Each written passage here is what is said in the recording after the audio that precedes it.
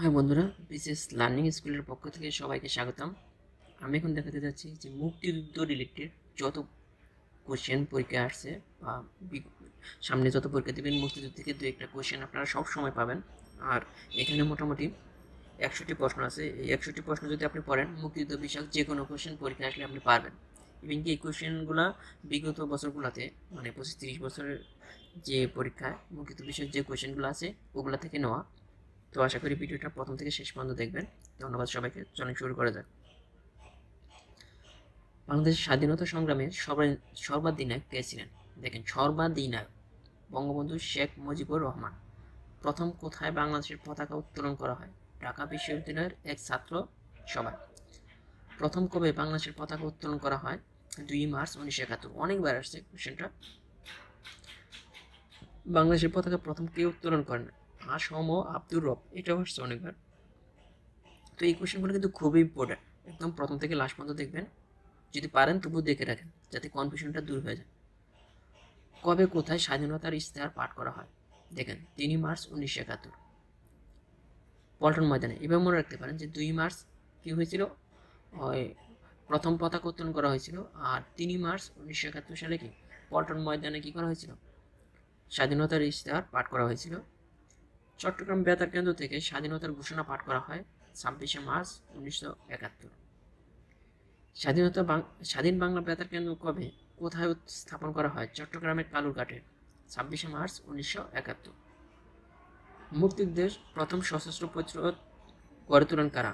East Bengal regiment. এটা আসছে অনেকবার। মুক্তিযুদ্ধের প্রথম সশস্ত্র প্রতিরোধ কবে কোথায় সংঘটিত হয়? 19 মার্চ 1971 গাজীপুরে। প্রথম সশস্ত্র প্রতিরোধ 19 মার্চ 1971 গাজীপুরে। মনে রাখবেন, এর প্রত্যেকটা কোশ্চেনই অনেক কমন। শেখ মুজিবুর রহমানকে গ্রেপ্তার করে পশ্চিম পাকিস্তানে নিয়ে যায় কখন? 25 মার্চ 1971 মধ্যরাত্রে।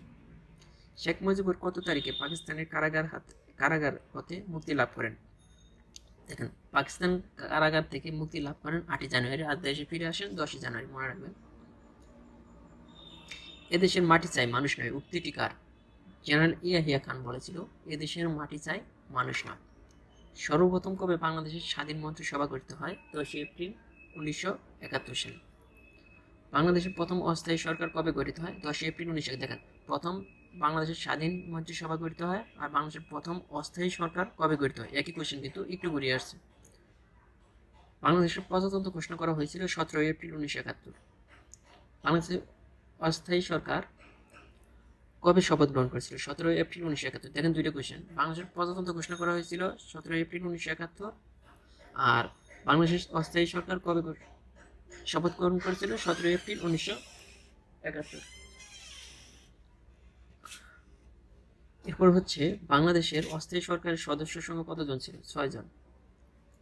বাংলাদেশের অস্থায়ী সরকারের রাজধানী কোথায় ছিল? মেহেরপুর জেলার মুজিবনগরে। মুজিবনগরের পুরাতন নাম কি ছিল? বৈদ্যনাথ তলার ববের পাড়া। কে বৈদ্যনাথ তলার নাম মুজিবনগর রাখেন? তাজউদ্দিন আহমেদ। মুজিবনগর সরকারের অর্থমন্ত্রী কে ছিলেন? এম মনসুর আলী। মুজিবনগর সরকারের প্রধানমন্ত্রী ছিলেন কে? তাজউদ্দিন আহমেদ। মুজিবনগর সরকারের রাষ্ট্রপতি কে ছিলেন? এখানে রাষ্ট্রপতি ছিলেন বঙ্গবন্ধু শেখ মুজিবুর রহমান। মুজিবনগর সরকারের অস্থায়ী রাষ্ট্রপতি কে ছিলেন? সৈয়দ নজরুল ইসলাম। মুজিবনগরে নতুন সরকার গঠনের ঘোষণাপত্র পাঠ করেন অধ্যাপক ইউসুফ আলী। এটা কিন্তু অনেকবার আসছে বিভিন্ন পরীক্ষায়। মুজিবনগরের সরকারকে প্রথম গার্ড অনারকে প্রদান করেন। মুজিবনগর সরকারকে প্রথম গার্ড অনার কে প্রদান করেন? মাহবুব উদ্দিন আহমেদ বীর বিক্রম। এটা মনে রাখবেন। জেনারেল ওসমানী কবে বাংলাদেশের সেনা প্রধান নিযুক্ত হন? 18 এপ্রিল 1971। বাংলাদেশের অস্থায়ী সরকারের প্রথম বিমান বাহিনীর প্রধান কে ছিলেন? Captain A K Khandakar. প্রথম কোন বাংলাদেশি কূটনীতিক দেশের প্রতি আনুগত্য প্রকাশ করেন? M Hossain Ali. Simon Dring কে ছিলেন? 1971 খ্রিস্টাব্দে ঢাকায় কর্মরত ব্রিটিশ সাংবাদিক যিনি সর্বপ্রথম পাকিস্তানি বর্বরতার কথা বহির্বিশ্বে প্রকাশ করেন। তিনি পরবর্তীতে 21 টেলিভিশনের পরিচালক ছিলেন। তো সাইমন ড্রিং খুবই গুরুত্বপূর্ণ একটা কোশ্চেন। স্বাধীনতা যুদ্ধের সময় কোন বিদেশি মিশনে বাংলাদেশের পতাকা প্রথম উত্তোলন করা হয়েছে? এটা কলকাতায় 18 এপ্রিল। মুক্তিযুদ্ধ চলাকালে সমগ্র বাংলাদেশটি কয়টি সেক্টরে ভাগ করা হয়েছিল? 11টি। কোন সেক্টরে নিয়মিত কোনো সেক্টর কমান্ডার ছিল না? এটা 10 নং সেক্টরে একটা ব্যতিক্রম সেক্টর ছিল, যেটা নৌ সেক্টর ছিল আর কি। এখানে নিয়মিত কোনো কমান্ডার ছিল না। স্বাধীনতা যুদ্ধে কতজন বীর শ্রেষ্ঠ উপাধি লাভ করে? 7 জন। স্বাধীনতা যুদ্ধে কতজন বীর উত্তম উপাধি লাভ করে? 68 জন। স্বাধীনতা যুদ্ধে কতজন বীর বিক্রম উপাধি লাভ করে? 175 জন। স্বাধীনতা যুদ্ধে বিশেষ অবদানের জন্য বীর প্রতীক খেতাব প্রাপ্তির সংখ্যা 426 জন। স্বাধীনতা যুদ্ধে অবদানের জন্য মোট কতজন খেতাব প্রাপ্ত হন? 677 জন। আগে ছিল 76, একজন বাড়ছে। কোন বীর শ্রেষ্ঠের মৃতদেহ উদ্ধার করা সম্ভব হয়নি? বীর শ্রেষ্ঠ রুহুল আমিন, যার মৃতদেহ উদ্ধার করা সম্ভব হয়নি। কোন বীর শ্রেষ্ঠ কোনো খেতাবই কবর নেই? বীর শ্রেষ্ঠ রুহুল আমিন, কারণ তার মৃতদেহই উদ্ধার করা হয়নি, খেতাবি কবর কই থেকে থাকবে। সম্প্রতি কোন বীর শ্রেষ্ঠের কবর পাকিস্তান থেকে দেশে এনে সমাহিত করা হয়? বীর শ্রেষ্ঠ মতিউর রহমান। বীর শ্রেষ্ঠ মতিউর রহমানের কবর কোথায় ছিল? পাকিস্তানের করাচির মাস্টুম বিমান ঘাঁটিতে। কোন বীর শ্রেষ্ঠের কবর বাংলাদেশে নেই? বীর শ্রেষ্ঠ হামিদুর রহমান। বীর শ্রেষ্ঠ হামিদুর রহমানের কবর কোথায়? ভারতের আমবাসা এলাকায়। 2 জন খেতাবধারী মহিলা মুক্তিযোদ্ধার নাম কি? ক্যাপ্টেন সাতারা বেগম ও তারামন বিবি। তো এখানে একটা কথা মনে রাখেন যে ক্যাপ্টেন সাতারা বেগম তিনি সিলেটের 2 নং সেক্টরে যুদ্ধ করছেন, আর তারামন বিবি 11 নং সেক্টরে যুদ্ধ করছেন, যেটা হইতেছে কি টাঙ্গাইল সহ ময়মনসিংহ এলাকায়। বাংলাদেশের মুক্তিযুদ্ধে একজন ইতালির নাগরিক মৃত্যুবরণ করেন, তার নাম কি ছিল? মাতার মারিও বেরেঞ্জি। মাতার মারিও বেরেঞ্জি। স্বাধীনতা যুদ্ধে বীর প্রতীক খেতাব প্রাপ্ত একমাত্র বিদেশি হোসাইল হ্যামার ওয়ার্ডারল্যান্ড, অস্ট্রেলিয়ার নাগরিক, যাকে বলা হতেছে কি ওয়ার্ডারল্যান্ড।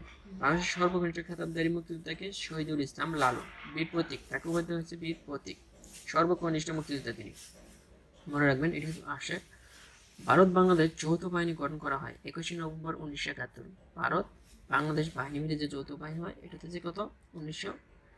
21 নভেম্বর 1971 খ্রিস্টাব্দে।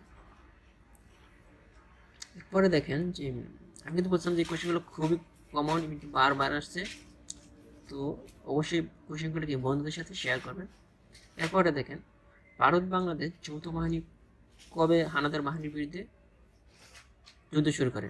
ভারত বাংলাদেশ যৌথ বাহিনী দেখেন গঠিত হয়েছিল 21 নভেম্বর, আর তারা যুদ্ধ শুরু করছে 6 ডিসেম্বর 1971 খ্রিস্টাব্দে। এবং মনে রাখবেন যে 21 নভেম্বর ভারত বাংলাদেশ এখানে আছে, দেখেন 21 নভেম্বর এই যে ভারত বাংলাদেশ যৌথ বাহিনী গঠন করা হয় 21 নভেম্বর 1971। আর ভারত বাংলাদেশ যৌথ বাহিনী কবে হানাদার বাহিনীর বিরুদ্ধে যুদ্ধ শুরু করেন? দুইটা কিন্তু কোশ্চেন যেহেতু ডিফারেন্ট কোশ্চেন, ইভেন কি দুইটাই আসে 6 ডিসেম্বর 1971 খ্রিস্টাব্দে। এরপর আসেন ভারত বাংলাদেশের যৌথ কমান্ডারের সেনাধ্যক্ষ কে ছিলেন? জেনারেল জগজিৎ সিং অরোরা। উনি কিন্তু ভারতের। তো যৌথ কমান্ডারের সেনাধ্যক্ষ ছিলেন জেনারেল জগজিৎ সিং অরোরা। পাকিস্তানের পক্ষে কে আত্মসমর্পণ করেন? এখানে দেখেন জেনারেল এ কে নিয়াজি। পাকিস্তানের পক্ষে আত্মসমর্পণ করেন জেনারেল এ কে নিয়াজি। মুক্তিযুদ্ধের আত্মসমর্পণ দলিল কোথায় স্বাক্ষরিত হয়? রেসকোর্স ময়দানে। এটা অনেকবার আসে যে মুক্তিযুদ্ধের আত্মসমর্পণ দলিল কোথায় স্বাক্ষরিত হয়? রেসকোর্স ময়দানে। জেনারেল এ কে নিয়াজি কার নিকট আত্মসমর্পণ করেন? জেনারেল জগজিৎ সিং অরোরার। এটি নিয়ে কিন্তু অনেক কনফিউশন আছে যে কার নিকট। তো দেখেন যে যিনি পাকিস্তানের সেনাধ্যক্ষ ছিলেন, না ভারতের সেনাধ্যক্ষ ছিলেন, মানে যৌথ বাহিনীর সেনাধ্যক্ষ আর কি, উনি ভারতের, তো ওনার কাছে কি জেনারেল জগজিৎ সিং অরোরার কাছে আত্মসমর্পণ করেন জেনারেল নিয়াজি। আত্মসমর্পণ অনুষ্ঠানে বাংলাদেশের পক্ষে কে নেতৃত্ব প্রদান করেন? তৎকালীন বিমান বাহিনীর প্রধান কমোডোর এ কে খন্দকার, উনি ছিলেন এ কে খন্দকার। এরপর দেখেন জেনারেল নিয়াজি আত্মসমর্পণের সময় পাকিস্তানের সৈন্যবাহিনীর সংখ্যা কত ছিল? 93,000 সৈন্য সহ তারা আত্মসমর্পণ করেছিল। কোন সাহিত্যিক মুক্তিযুদ্ধে অবদানের জন্য বীর প্রতীক খেতাব লাভ করেন? আব্দুল সাত্তার। এরপরে দেখেন যে স্বাধীন বাংলা বেতার কেন্দ্রের চরমপত্র নামক কথিকা কে পাঠ করেন? এম আক্তার মুকুল। চরমপত্র, এটাও আসছে অনেকবার।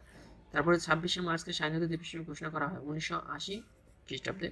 এরপরে দেখেন বীর শ্রেষ্ঠদের মধ্যে প্রথম মৃত্যুবরণ করেন আব্দুল রৌফ। রৌফ বীর শ্রেষ্ঠ যারা তাদের মধ্যে প্রথম মৃত্যুবরণ করেছে আব্দুর রৌফ। বীর শ্রেষ্ঠদের মধ্যে সর্বশেষ মৃত্যুবরণ করেন মহিউদ্দিন জাহাঙ্গীর 14 ডিসেম্বর 1971। যার কবর দিতেছে কোথায়? চাঁপাই নবাবগঞ্জে, মনে রাখবেন। আর অবশ্যই এখান থেকে আপনারা অনেক কোশ্চেন কমন পাবেন, খুব গুরুত্বপূর্ণ। আর মুক্তিযুদ্ধ থেকে যে কোনো পরীক্ষায় একটা না একটা কোশ্চেন আসে। ধন্যবাদ সবাই।